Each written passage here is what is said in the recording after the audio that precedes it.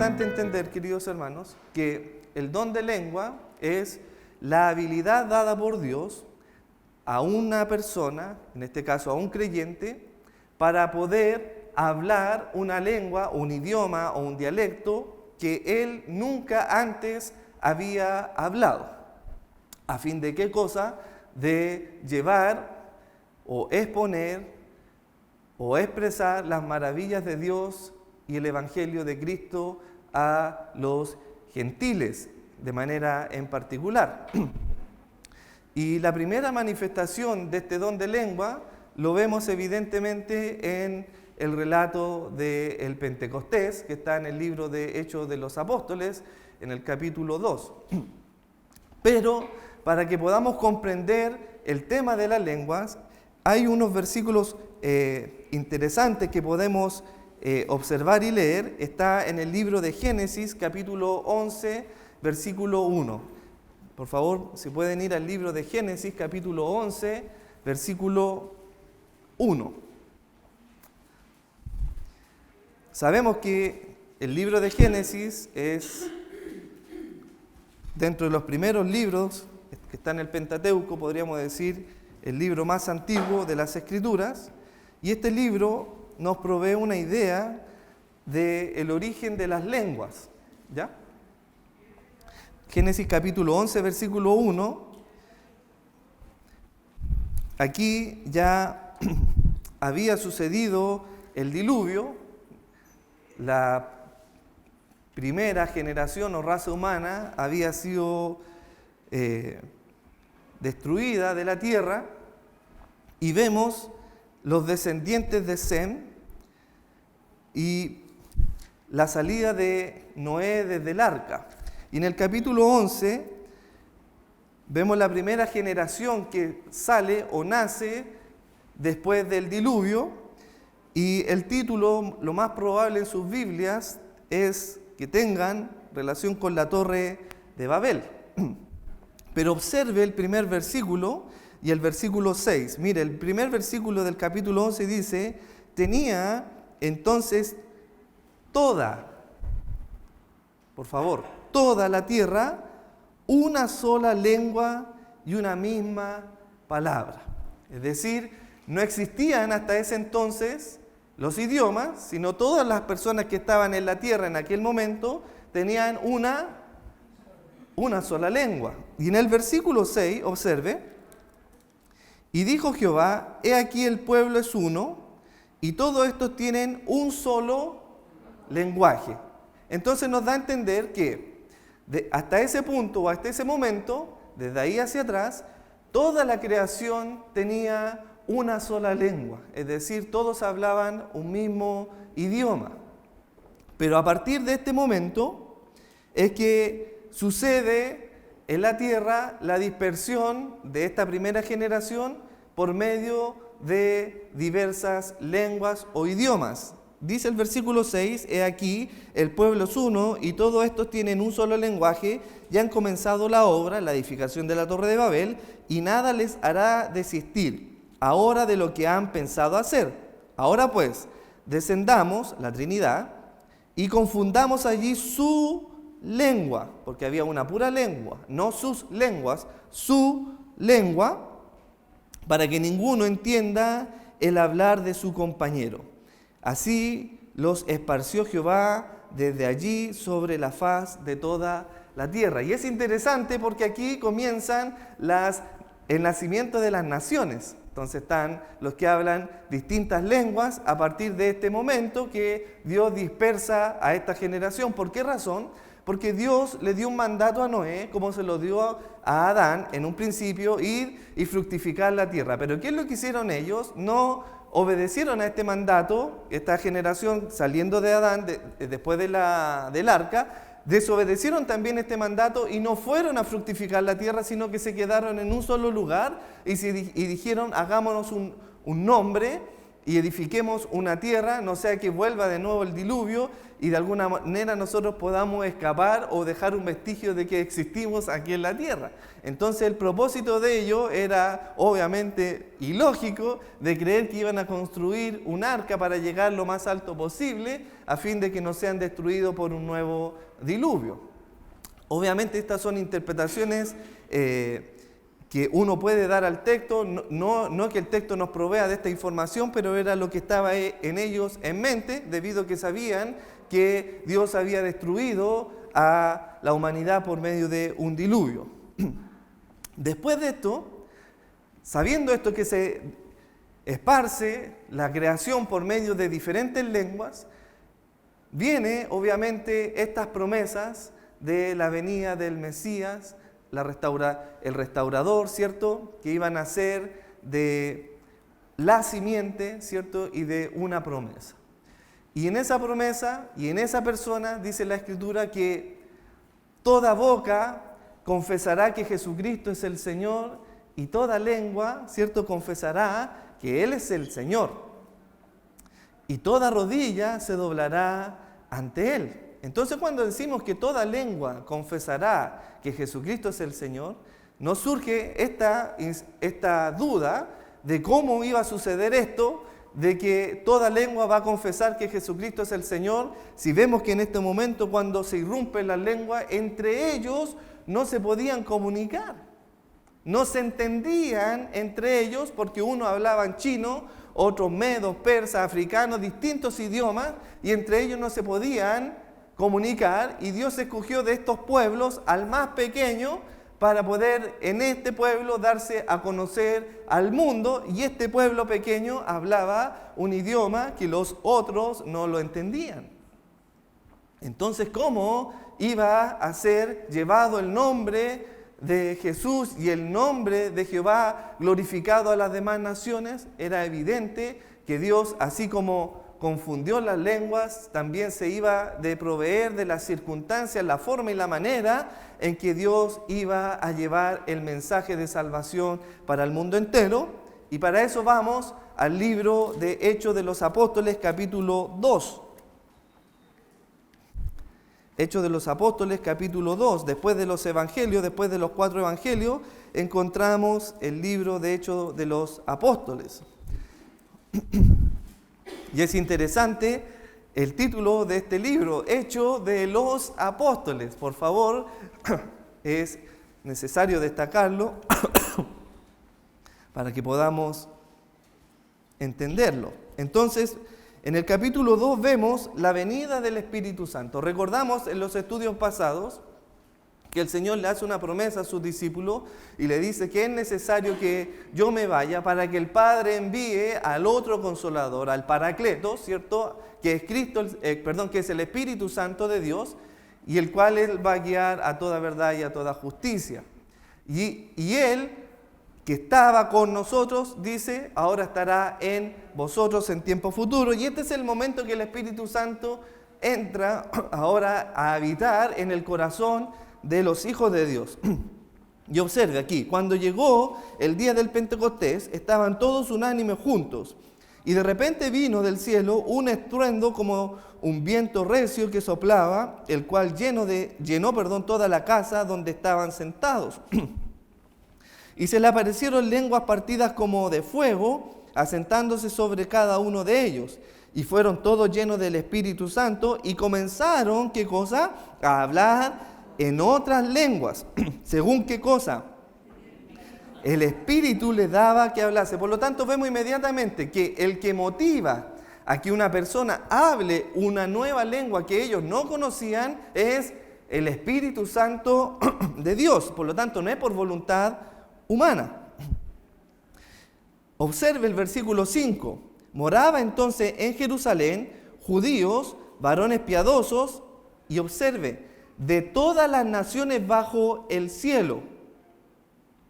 Y hecho este estruendo, se juntó la multitud y estaban confusos porque cada uno les oía hablar en sus propias lenguas. Es decir, ellos estaban hablando, estos 120 personas, en un lenguaje que ellos no conocían, pero sí que un gentil o otra persona podía entenderlo porque era su lengua nativa.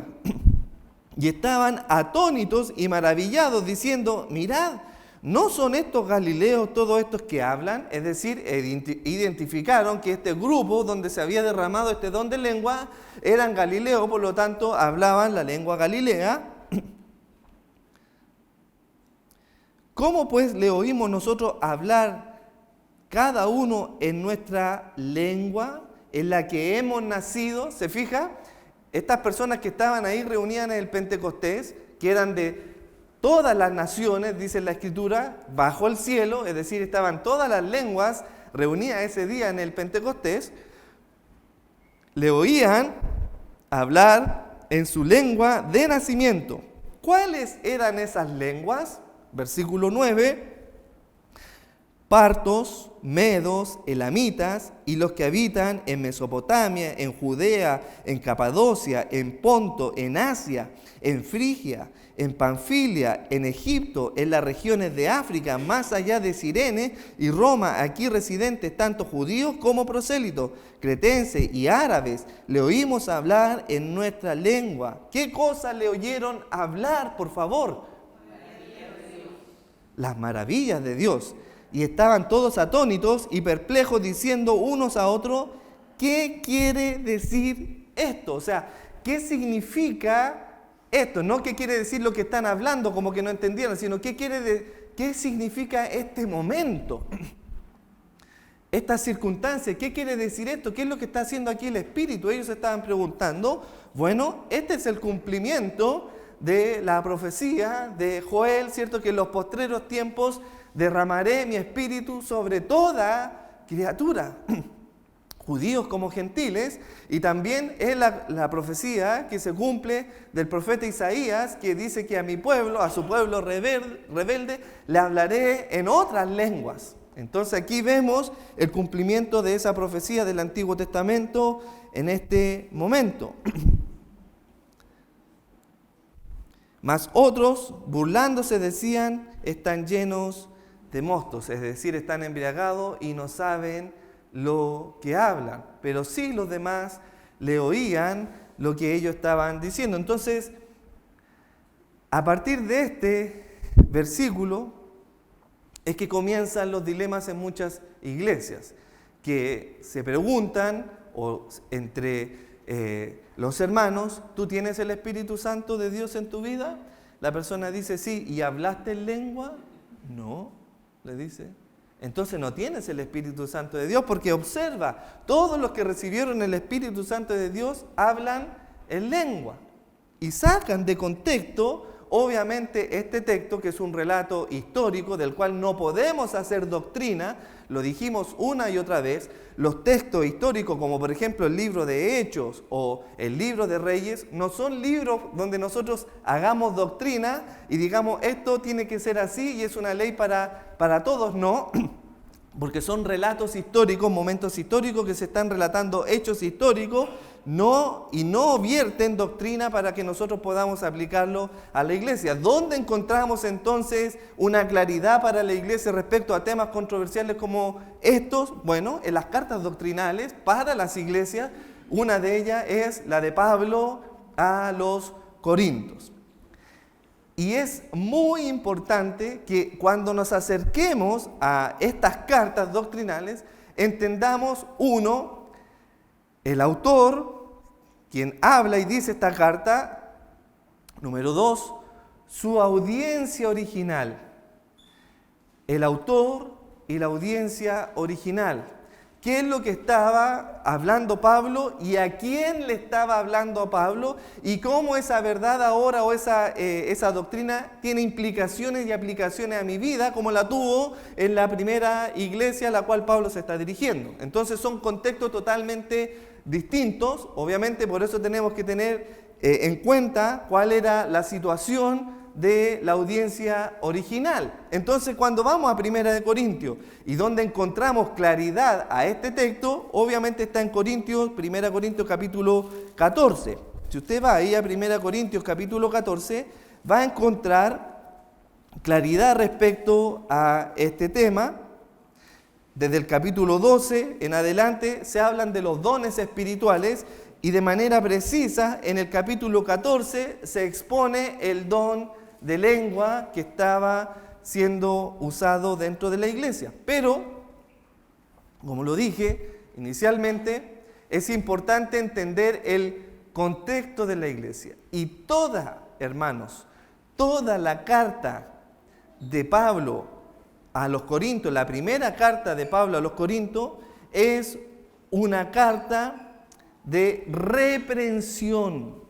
Pablo estaba reprendiendo la actitud y el abuso que estaban teniendo los hermanos de la iglesia de Corinto respecto a los dones.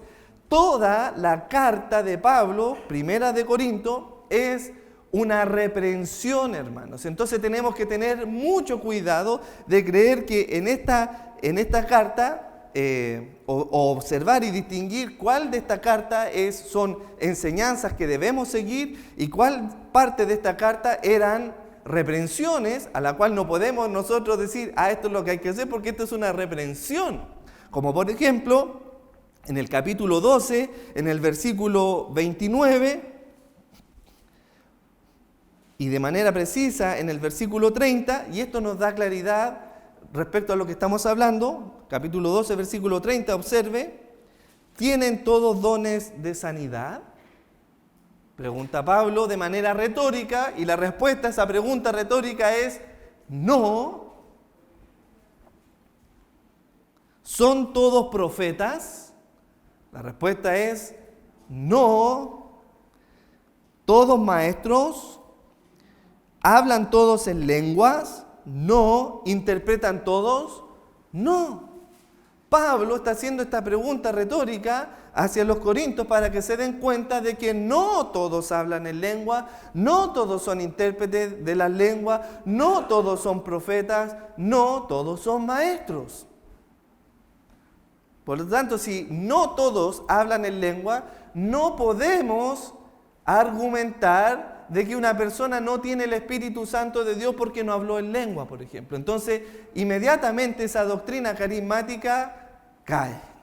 No hay argumento para asegurar y para imponerle a un hermano que tiene que hablar en lengua o si no, no tiene el Espíritu Santo de Dios, porque Pablo lo está diciendo que no todos tienen el don de lengua. Pero en el versículo 14 encontramos mayor detalle respecto a este don.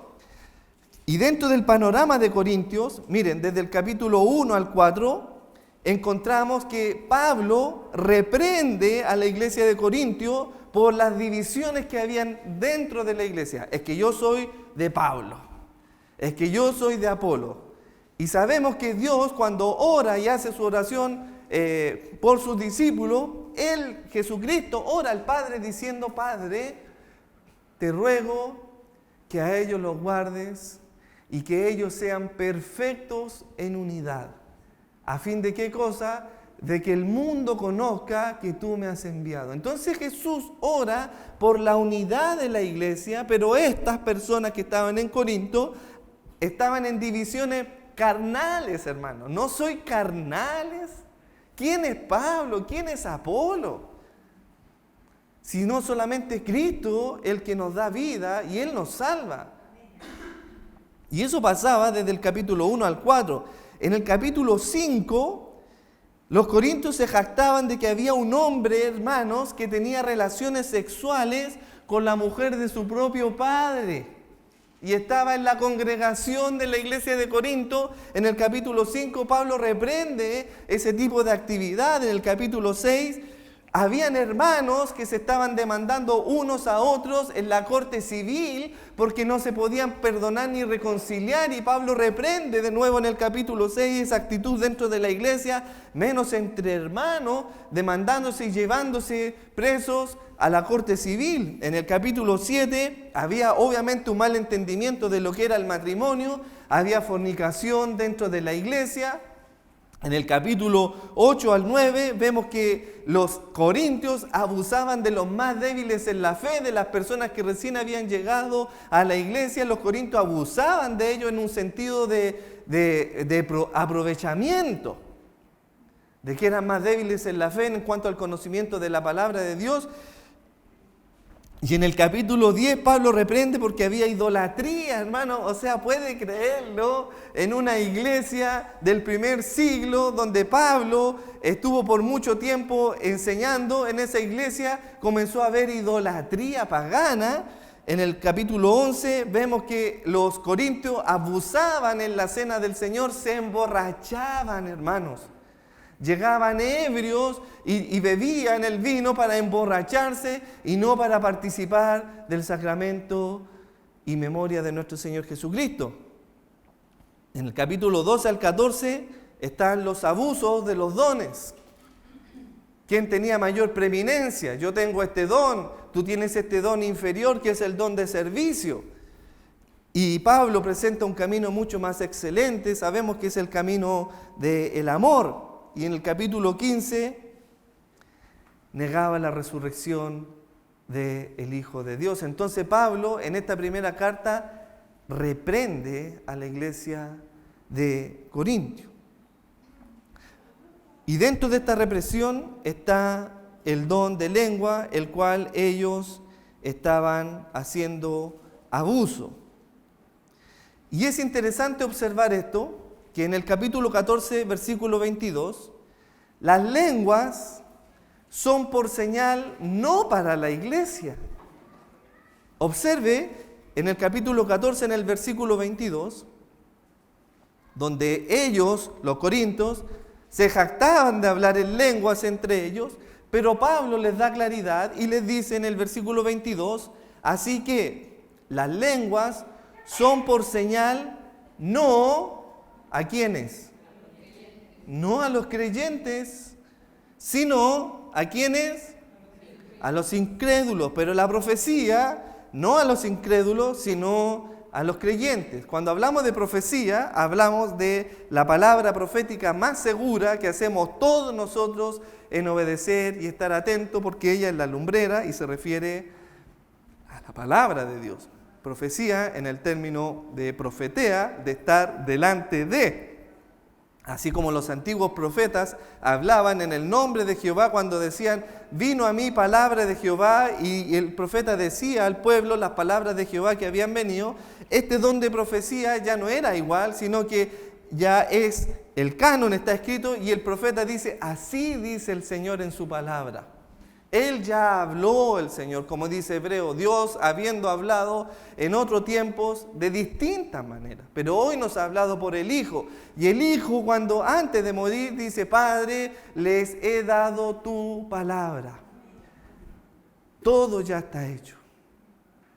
Todo ya está hecho. Entonces tenemos la revelación del Evangelio de Jesucristo. Pero hoy día vamos a ver con la ayuda de Dios 6 instrucciones respecto al don de lengua, para cuando a usted quizás le toque estar con una persona carismática o visitar a una iglesia carismática y vea que alguien se le acerca y le habla en lenguas, usted tiene ahora un argumento bíblico para poder decir, mire, momentito, entiendo su entusiasmo, su buena intención, pero la Escritura da claras instrucciones respecto al uso de este don. Recordemos que hay dos posturas, aquellos que creen que este don continúa y a quienes que creemos que este don ha cesado. Bien, la instrucción respecto a uno al otro es la misma, porque la Escritura nos provee de cómo se manifestaba este don en la iglesia del primer siglo. La primera instrucción es que si no edifica, no lo haga en la iglesia. Si esto no trae edificación para el cuerpo de Cristo, no lo haga. No lo haga. Observemos, capítulo 14, versículo 12 de Corintios. Así también vosotros, pues, que anheláis dones espirituales, procurad abundar en ellos, ¿para qué cosa? Para edificación de la iglesia. ¿Cuáles son esos dones espirituales que son para edificación? Bueno, el don de servir. Es el don quizás más insignificante, menos tomado en cuenta, pero es el don que más puso en práctica nuestro Señor Jesucristo. Y Él es nuestro ejemplo. Pero ¿qué? Resulta que estos corintios querían exaltarse a sí mismos y querían ser, por así decirle, como un ego espiritual tener, de que tenían dones prominentes de señales y de milagros, desechando aquellos dones que para ellos eran insignificantes, como por ejemplo el don de servir. Y en el versículo 26 da claridad absoluta de que todo lo que nosotros hagamos en la iglesia debe ser para edificación. Y aquí ya habla en términos absolutos, no solamente en cuanto a relación a los dones. En el versículo 26, observe, dice: ¿qué hay pues, hermanos? Cuando os reunís, aquí está, la iglesia reunida, el cuerpo de Cristo, ¿cada uno de vosotros tiene salmos? ¿Tiene doctrina? ¿Tiene lengua? ¿Tiene revelación? ¿Tiene interpretación? Observe, hágase todo para edificación. Tanto la persona que va a presidir en un cántico de alabanza al Señor tiene que ser para edificación, no para exaltación del músico que toca excelente su instrumento, o no para sensibilizar el corazón de la gente y emocionar a las personas, sino para edificarlas en el crecimiento espiritual que glorifica al Señor. Por lo tanto, la instrucción número uno es que debe ser usado este don para edificación. La instrucción número 2 es que cuando se practicaba este don, debía ser por lo menos o máximo 3 personas. Observe el versículo 27. Si habla alguno en lengua extraña, es decir, en un idioma extraño, y vamos a hacer aquí una distinción un poco más adelante, sea esto por 2 o a lo más 3, ¿y qué cosa? Por turno. Y uno interprete. Pero dentro del panorama de las iglesias carismáticas, vemos que todos hablan en lengua de manera simultánea y no hay quien interprete, y como no hay quien interprete, el que habla se interpreta a sí mismo. Y es muy común ver eso, que una persona habla en lenguas y dice: así dice el Señor, y sigue hablando en una lengua, esto el Señor. Pero eso es totalmente antibíblico, porque Pablo da instrucciones que otro debe interpretar, y a lo más 2 o más 3 deben hablar, y por turno. La instrucción número 3 es, obviamente, que tiene que ser por turno, para que no sea algo desordenado. Entonces, si eso va a traer desorden, no lo haga, porque debe ser de manera ordenada, por turno. Versículo 31 dice: porque podéis profetizar todos uno por uno, para que todos aprendan y todos sean exhortados. ¿Se imagina, hermanos, que la persona que tiene el don de enseñar, y todos quieren tener ese don de enseñar, y comenzamos todos a enseñar aquí en la iglesia de manera simultánea? Sería un desorden, sería un caos, todos hablando, todos gritando y enseñando doctrina, uno por allá soteriología, otro por acá escatología, y a los que les gusta neumatología por acá, y todo enseñando distintas cosas en un momento. Cuando la iglesia se reúne, todo sería desordenado, sin duda no sería para edificación. Por lo tanto, la instrucción respecto al uso del don de lengua es que sea por turno. Es decir, la persona que manifiesta ese don dentro de la iglesia debe esperar su momento para hablar, y otro, nuevamente, le interpreta. La instrucción número 4, el intérprete. Debe haber un intérprete. Obviamente, ¿por qué? Porque el versículo 28 nos da a entender, dice: y si no hay intérprete, es decir, nos da a entender inmediatamente que hay una separación, quien habla en lengua y quien interpreta esa lengua. Pablo está diciendo, si no hay intérprete dentro de la iglesia, ¿qué es lo que debe hacer la iglesia? ¿Qué es lo que debe hacer en la iglesia? Él cállese y hable para sí mismo y para Dios. Debe callar. Entonces la instrucción es clara, debe callar. ¿Por qué razón? Porque si no hay interpretación, no edifica. No trae edificación. ¿De qué sirve una persona que empieza a hablar en un idioma? En chino, por ejemplo, yo no tengo idea de cómo hablan los chinos. Tengo mi hermana que ella habla, puede hablar chino, puede hablar inglés y algún otro idioma, tiene esa habilidad para hacerlo. Yo no tengo esa habilidad y cuando ella habla no tengo ni la menor idea de lo que está diciendo.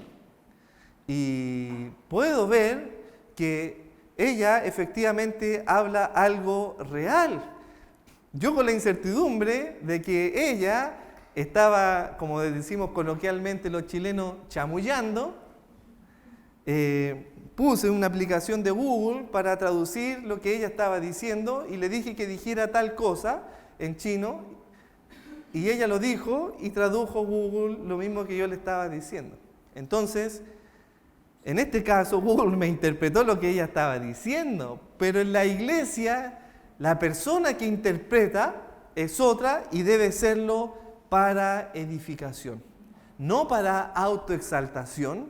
Y fíjese que la mayoría de los movimientos carismáticos, cuando una persona habla lengua, es para exaltar a una persona y para hablar a una persona y no para edificar a la iglesia. Versículo 5 del capítulo 14, observe, así que quisiera que todos vosotros habláis en lengua. ¿Pero cómo, Pablo?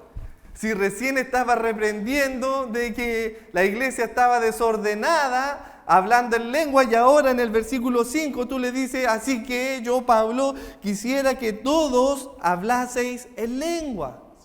¿Por qué razón dice esto Pablo?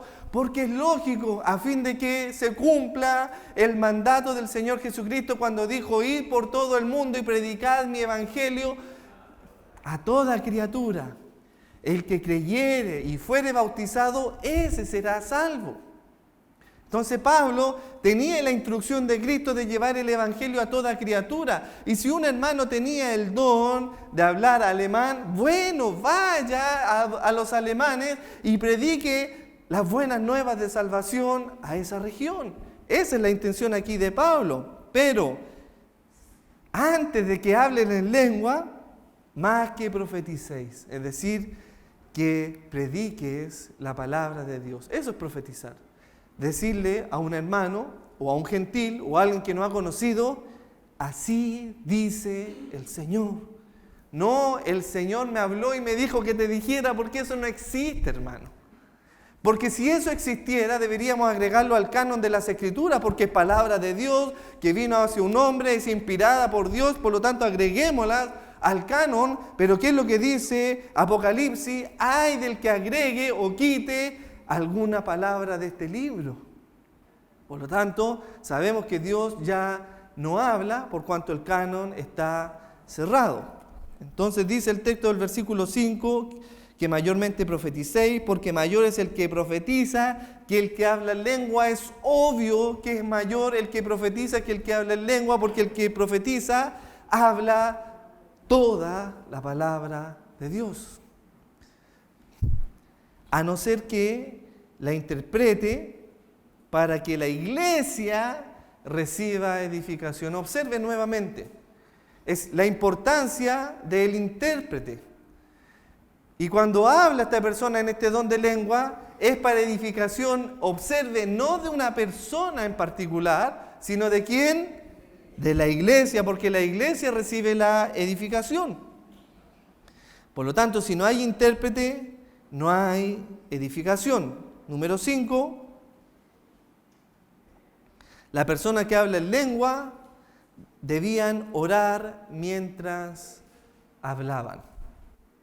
Eran personas que estaban orando al Señor.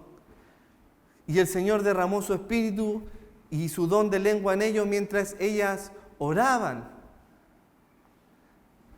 Y dentro del panorama carismático eso no es así, sobre todo cuando hay música o exaltación de sentidos, es que cuando comienzan ellos a gritar y a hacer cosas que realmente se apartan de la palabra de Dios. Observa el versículo 14 y 15, dice: porque si yo oro en lenguas desconocidas, mi espíritu ora, pero mi entendimiento queda sin fruto. Es decir, si yo estoy orando en una lengua que ni siquiera yo entiendo, mi mente queda sin fruto. ¿Qué pues dice? Oraré en el espíritu, pero oraré también con entendimiento. Es decir, no sirve absolutamente de nada que esa persona tenga el don de lengua para hablar algo que su mente ni siquiera puede entender, que no lo puede comprender. Tiene que haber entendimiento de lo que está sucediendo. Nuevamente Pablo enseña y da otra ilustración: cantaré con el espíritu, pero cantaré también con el entendimiento. Voy a hacer cánticos espirituales, pero esos cánticos espirituales no son en algo que yo no entienda, sino que yo obviamente entiendo. Pero aquí empiezan los falsos maestros, sin duda, a tergiversar y decir que las lenguas o el don de lenguas son de diversos tipos.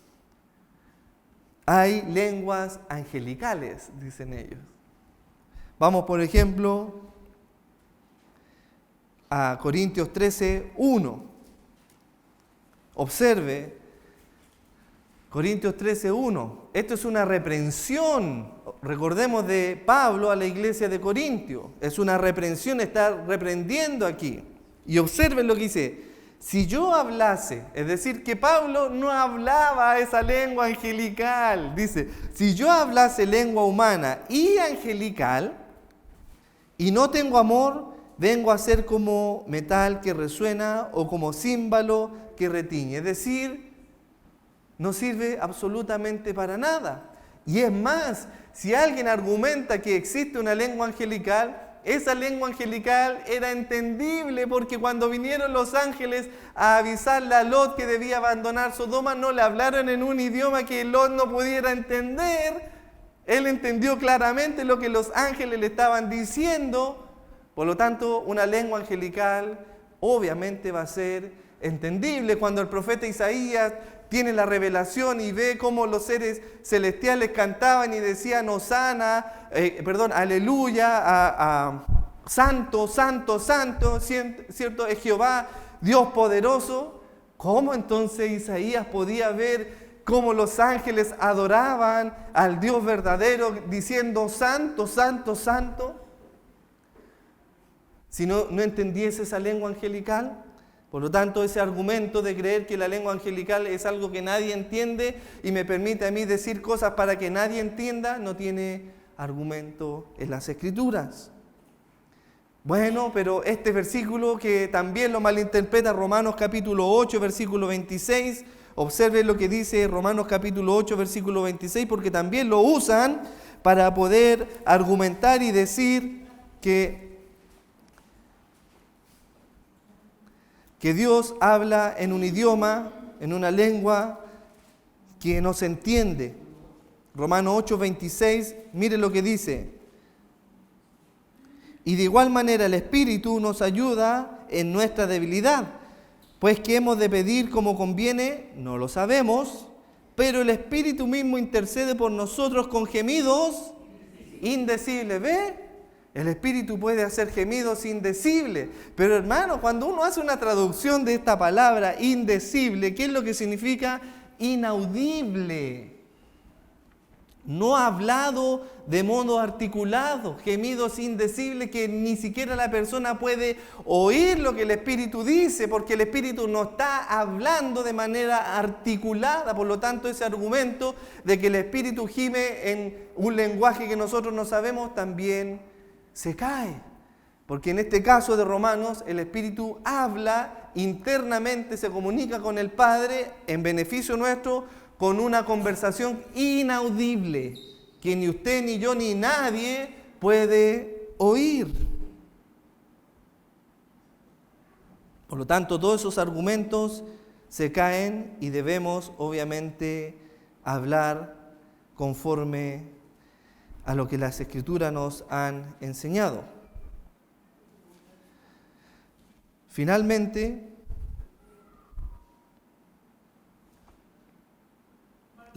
perdón. ¿Sí? ¿Puedo preguntar? No, sí, sí. Cuando dice lengua angelical, ¿qué quiere decir que cuando hablaba los ángeles? No, lo que Pablo lo que está haciendo ahí es una parodia, está haciendo como un sarcasmo, exactamente siendo sarcástico, o sea, como que quieres tener así un don angelical. Eso está diciendo, no es que exista un don de lengua angelical, no existe, sino que Pablo está diciendo a los corintios que, o sea, las lenguas humanas ya les quedan chicas y quieren hablar también lenguas angelicales, como diciendo, eso no existe dentro de la iglesia. Es un sarcasmo solamente, es como una burla. Es exactamente una burla lo que está haciendo ahí Pablo. Finalmente, cuando observamos dentro del panorama de las Escrituras, y es interesante esto, hermano, esto es súper interesante, porque dentro de la historia de la iglesia, ya hasta el 400 y antes del 400 no se sabe y se desconoce si es que en la iglesia se practicaban estos dones. De hecho, desde el 400 después de Cristo hasta el 1900 no hay ningún escrito de que en la iglesia existiera o persistieran estos dones. Y todo esto vuelve nuevo a surgir en el año 1901 en Susa, ¿cierto? Con una mujer que dice que habló en chino y usted si puede después buscarlo o hay antecedentes que podemos entregarlo. Y esta persona fue llevada con lo que escribió a China y resulta que ni siquiera los chinos entendían lo que ella había escrito. Y tampoco ella se podía comunicar con los chinos, por lo tanto todo eso fue solamente una falsedad respecto a un nuevo Pentecostés en el año 1901. Pero mire, dentro de todo lo que sucede en la Escritura, observemos, por ejemplo, el panorama bíblico del uso de los dones. Y cuando usted ve, por ejemplo, en 1 Corintios capítulo 12, o en el primer libro de capítulo en la primera carta de Pablo a los Corintios, vemos que aquí hay 13 dones. Y mayormente, en el capítulo 12, estos 13 dones son dones de señales. Dones de señales. Y la primera carta de Pablo a los Corintios fue escrita en el año 55 y 56 después de Cristo. Observe, 55 y 56 después de Cristo, Pablo escribe a los Corintios y manifiesta 13 dones mayormente de señales. Después Pablo, en el año 57 y 58, 2 años después, escribe la carta a los romanos, y en esta carta a los romanos aparecen circunscritos 7 dones, de los cuales mayormente de estos 7 dones son dones de servicio. Pablo escribe ahora a los Efesios en el año 60, 61, nuevamente 3 años después, la carta de Pablo a los Efesios, en el año 61, en el capítulo 4, vemos que de estos 4 dones, todos eran dones de liderazgo. Ya no hay dones milagrosos. Pedro escribe la carta universal, su primera carta, su primera epístola universal de Pedro, en el capítulo 4, identifica 2 dones o 2 grandes categorías, y estos dones son de servicio, y esto es en el año 65 después de Cristo.